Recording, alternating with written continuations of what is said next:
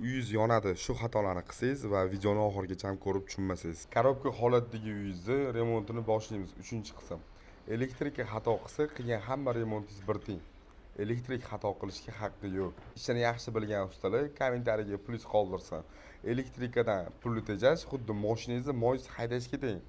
Oshxona qismingizda bitovoy texnikalar, masalan, xolodilnik, varishniy panel, pech, mikrovolnovka, tifal bularga rozetka qoldirganda ahamiyat bering. Ustingizni kontrol qiling. Ko'p ustalar erinadi. Hamma bitovoy texnikalarga shitingizdan bitta sim olib kelib, qolganiga tarqataveradi. Bu xato. Sabab mehmondorchilik bo'lganda hamma bitovoy texnikalaringiz ishlaydi. Напряжение ko'payadi va pojar bo'ladi. Uyingiz yonadi. Bu fakt. Shu sababdan har bitta bitovoy texnikangiz uchun shitdan отдельный sim tortib kelasiz. 3.2,5 ust kabel ishlating. Bu sinovdan o'tgan. Elektrika bo'yicha savollaringiz yoki uyingizni dizayn proyekti bo'lsa, kommentariyaga DM yozib qoldiring.